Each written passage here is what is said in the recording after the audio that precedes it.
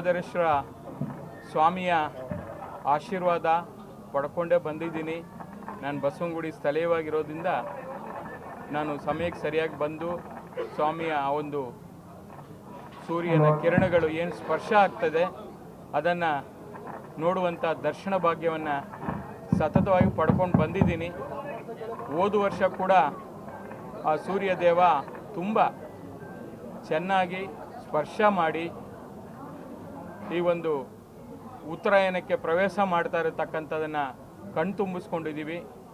ಬಹುಶಃ ದಕ್ಷಿಣ ಕಾಶಿಯಂತೆಯೇ ಹೆಸರುವಾಸಿ ಆಗಿರತಕ್ಕಂಥ ಈ ಗವಿಗಂಗಾಧರೇಶ್ವರ ದೇವಸ್ಥಾನಕ್ಕೆ ಲಕ್ಷ ಭಕ್ತಾದಿಗಳು ಬಂದು ಈ ಒಂದು ಕಾರ್ಯಕ್ರಮ, ಈ ಒಂದು ವಿಶೇಷ ದಿನದಂದು ಸಂಕ್ರಾಂತಿ ಹಬ್ಬದ ದಿನ ಎಲ್ಲರೂ ಕೂಡ ಬಂದು ಆಶೀರ್ವಾದವನ್ನು ಪಡ್ಕೋತಾರೆ. ಇವತ್ತಿನ ದಿನ ವಿಶೇಷವಾಗಿ ನಾವು ಕೂಡ ಇವತ್ತು ಸ್ಪರ್ಶ ಆಗುತ್ತೆ ಅಂಥೇಳಿ ಎಲ್ಲರೂ ಕೂಡ ನಾವಿಲ್ಲಿ ಬಂದಿದ್ವಿ. ನನ್ನ ಜೊತೆಯಲ್ಲಿ ನಮ್ಮ ಅರ್ಬನ್ ಡೆವಲಪ್ಮೆಂಟ್ ಸೆಕ್ರೆಟರಿ ಆದಂಥ ಉಮಾಶಂಕರ್ ಸಾರ್ ಕೂಡ ಬಂದಿದ್ದಾರೆ.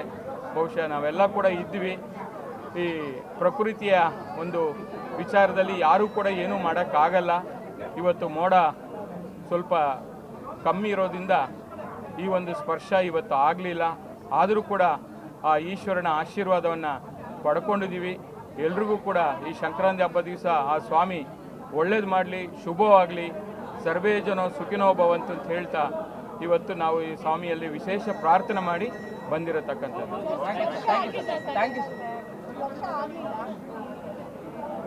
ನನಗೆ ಗೊತ್ತಿರೋ ಮಟ್ಟಕ್ಕೆ ಇದು ಪೌರಾಣಿಕ ಹಿನ್ನೆಲೆಯಲ್ಲಿ ಹಲವಾರು ವರ್ಷಗಳಿಂದ ಆಗ್ತಾ ಇರತಕ್ಕಂಥದ್ದು.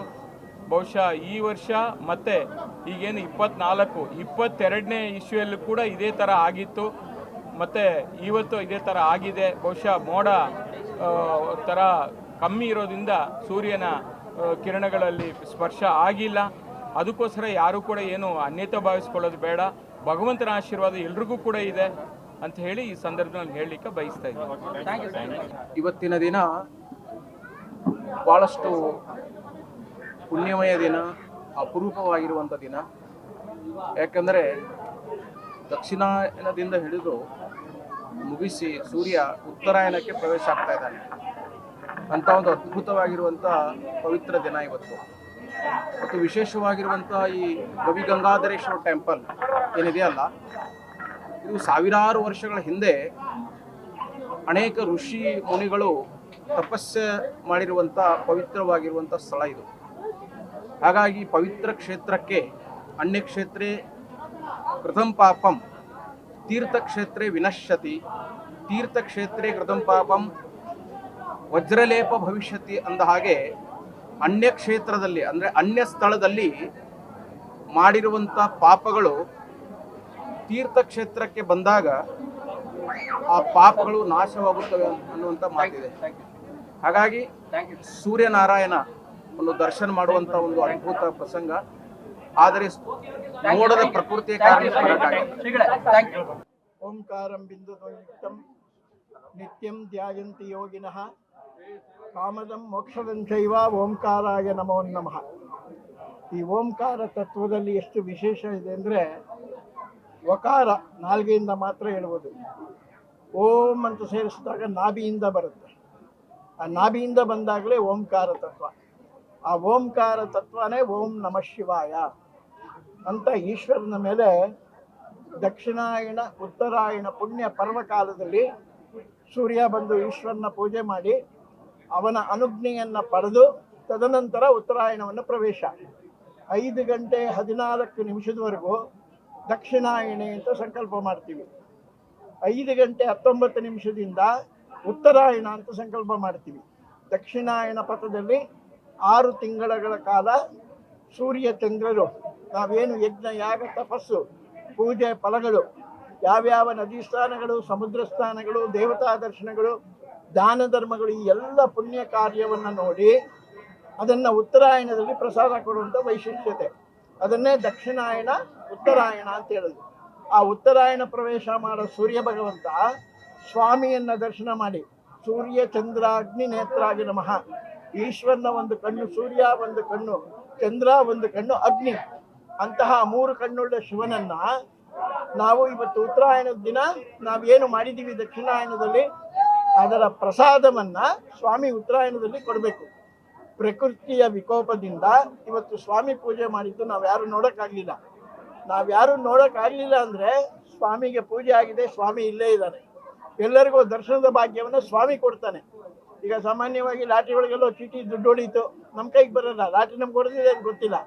ನಾವು ತಿಳ್ಕೊಂಡು ಕೆಲವು ದಿನಗಳಾದ ಮೇಲೆ ಆ ಹಣ ಬಂದು ನಮಗೆ ಸೇರುತ್ತೆ. ಅದೇ ರೀತಿಯಾಗಿ ಈ ಉತ್ತರಾಯಣದ ದಿನ ಸ್ವಾಮಿ ಏನು ಆ ಸೂರ್ಯ ಪೂಜೆಯನ್ನು ತಗೊಂಡಿದ್ದಾನೆ, ಎಲ್ಲರಿಗೂ ಆ ಸೂರ್ಯ ಪೂಜೆ ದಕ್ಷಿಣಾಯನದ ಫಲವನ್ನು ಉತ್ತರಾಯಣಕ್ಕೆ ಕೊಡಬೇಕು ಅನ್ನೋ ನಿಶ್ಚಯವನ್ನು ಆ ಪರಮೇಶ್ವರ ನಾಳೆಯಿಂದ ಎಲ್ಲರಿಗೂ ಅನುಗ್ರಹ ಮಾಡ್ತಾನೆ.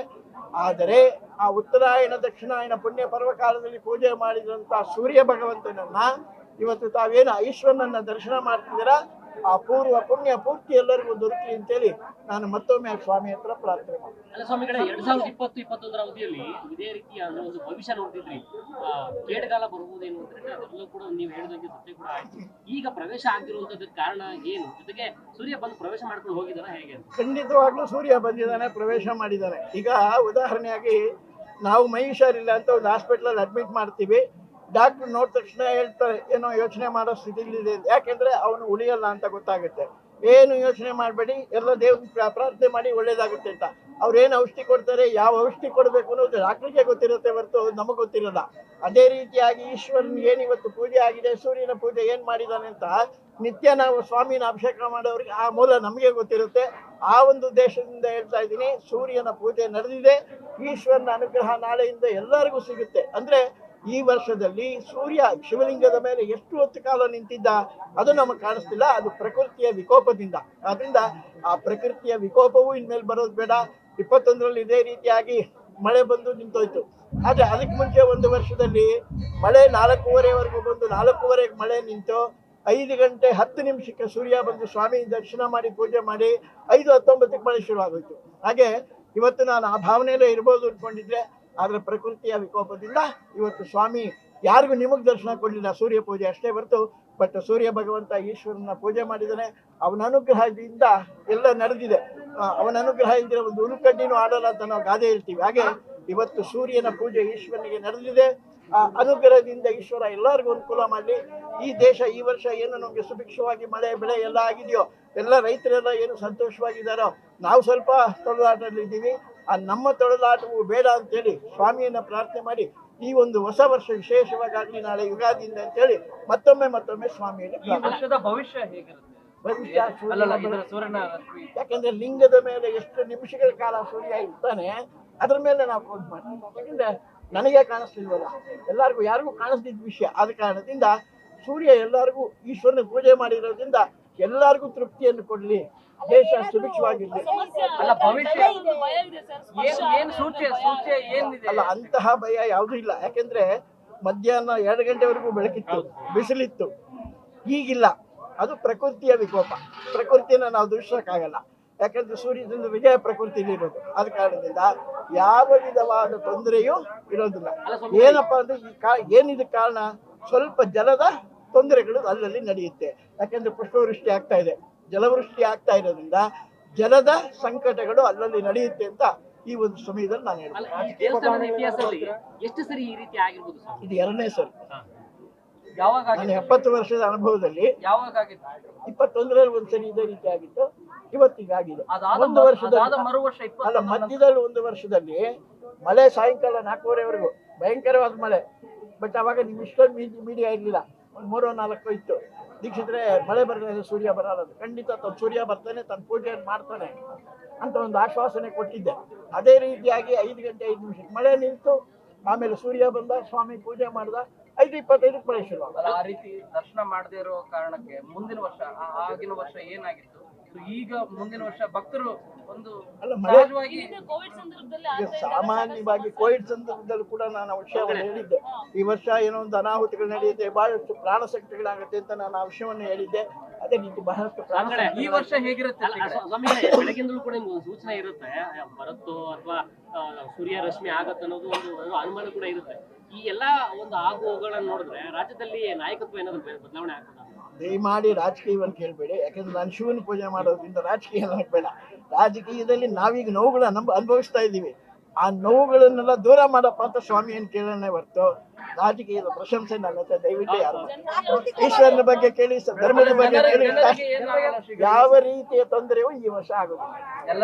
ಇದು ಸತ್ಯವಾದ ಮಾತು. ಎಲ್ಲ ಚೆನ್ನಾಗಿ ನಡೀತು. ಹೋದ ವರ್ಷ ಆಯ್ತು, ಅದು ನೋಡಿ ಒಳ್ಳೆ ರೀತಿ ಮಳೆ ಆಯ್ತು, ಬೆಳೆ ಆಯ್ತು, ಇವತ್ತೆಲ್ಲ ರೈತರು ಸಂತೋಷವಾಗಿದ್ದಾರೆ. ಬಟ್ ರಾಜಕೀಯ ಏನಾಯ್ತು ಅಂತ ಹೋದ ವರ್ಷನೂ ಇಲ್ಲ, ಅದಕ್ಕೆ ಮುಂಚೆನೂ ನಾನು ಇವತ್ತು ಹೇಳಲ್ಲ, ಮುಂದಿನ ವರ್ಷ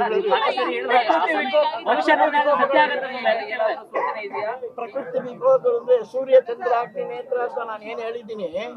ಸೂರ್ಯ ಮತ್ತೆ ಚಂದ್ರ ಎರಡು ಈಶ್ವರನ ನೇತ್ರ. ನಾವು ಈ ಶಾಖ ಸ್ವಾಮಿ ಮೇಲೆ ಬಿದ್ದಾಗ ನಾವು ಕೆಲವು ಶಾಂತಿಗಳನ್ನ ಮಾಡ್ಕೋತೀವಿ. ಮೊದಲೇ ಗಂಗಾಧರೇಶ್ವರ, ಗಂಗೆಯನ್ನು ಇಟ್ಕೊಂಡಿರೋನು, ಅದ್ರ ಮೇಲೆ ಸೂರ್ಯನ ಬೆಳಕು ಬಿದ್ದಾಗ ಒಲೆ ಮೇಲೆ ತಣ್ಣೀರಿಟ್ಟರೆ ಬಿಸಿನೀರಾಗುತ್ತೆ, ಕೋಲ್ಡ್ ವಾಟರ್ ಇಟ್ಟು ಬಿಸಿಗೆ ಬಿಸಿ ಆಗುತ್ತೆ. ಅದೇ ರೀತಿ ಎಷ್ಟೋ ವರ್ಷ ಸಹಸ್ರಾರು ಸಂಖ್ಯೆ ದೂರದಲ್ಲಿರುವಂಥ ಸೂರ್ಯ ಭಗವಂತ ಸ್ವಾಮಿಯನ್ನು ಸ್ಪರ್ಶ ಮಾಡಿದಾಗ ಆ ಉಷ್ಣ ಅಲ್ಲಿ ಸ್ವಾಮಿಗೆ ಬರುತ್ತೆ. ಆ ಉಷ್ಣ ಬಂದಾಗ ಅದಕ್ಕೆ ಶಾಂತಿ ಅನ್ನೋದ್ರೆ ನಾವು ಹಾಲಭಿಷೇಕ ಮಾಡ್ತಾ ಇರ್ತೀವಿ. ಕ್ಷೀರೋದ್ಧಾರಣವ ಸಂಭವ. ಹಾಲಿನಿಂದ ಕಪ್ಪಿಗಿರೋ ಲಿಂಗ ನಮಗೆ ಬೆಳ್ಳಗೆ ಕಾಣಿಸುತ್ತೆ. ನಮ್ಮ ಮನಸ್ಸಿನಲ್ಲಿರುವಂತಹ ಕಪ್ಪು ಏನು ಕೆಟ್ಟ ಭಾವನೆಗಳಿದೆ, ಆ ಭಾವನೆ ಎಲ್ಲ ನಾಶವಾಗಿ ಸ್ವಾಮಿ ಯಾವ ರೀತಿ ಹಾಲಭಿಷೇಕದಲ್ಲಿ ಬೆಳ್ಳಗೆ ಕಂಡನೋ ಅದೇ ರೀತಿ ನಮ್ಮೆಲ್ಲರ ಒಂದು ವಿಶೇಷ ಆ ಬೆಳ್ಳಗಿರ್ಲಿ, ಎಲ್ಲರಿಗೂ ದುಃಖ ದೂರವಾಗ್ಲಿ ಅನ್ನೋದೇ ಈ ವಿಷಯ.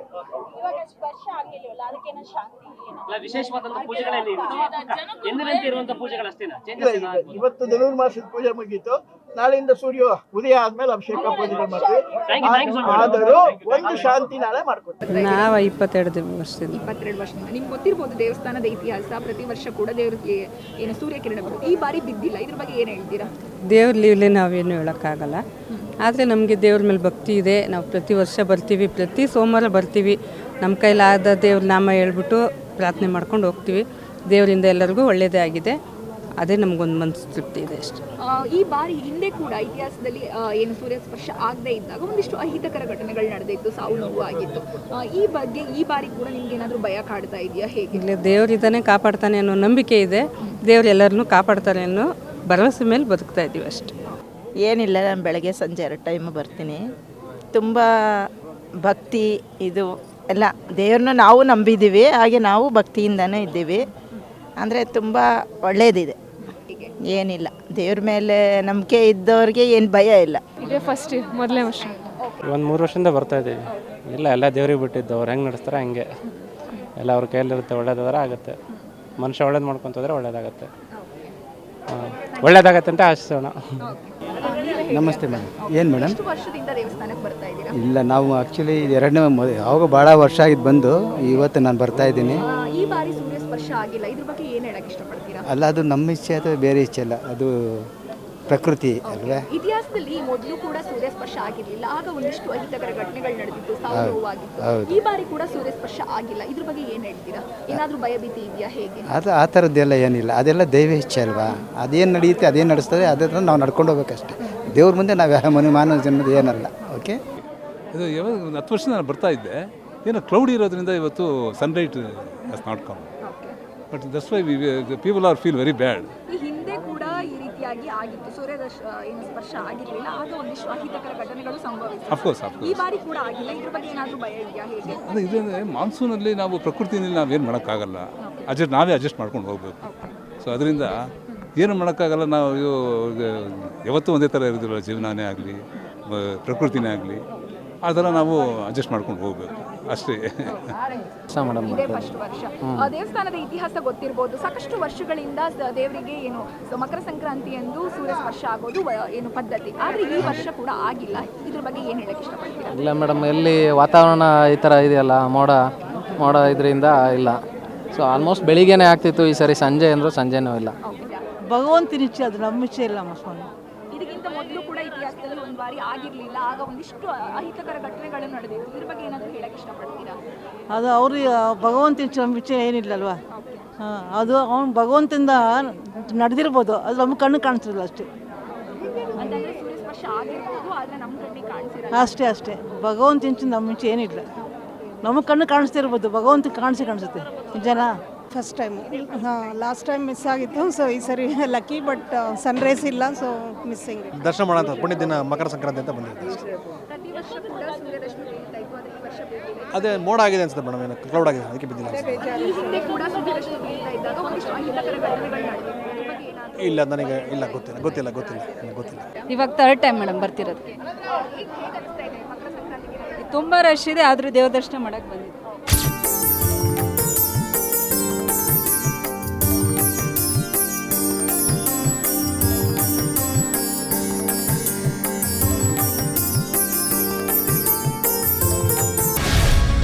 ಗ್ಯಾರಂಟಿ ನ್ಯೂಸ್, ಸುದ್ದಿ ಖಚಿತ, ನ್ಯಾಯ ನಿಶ್ಚಿತ.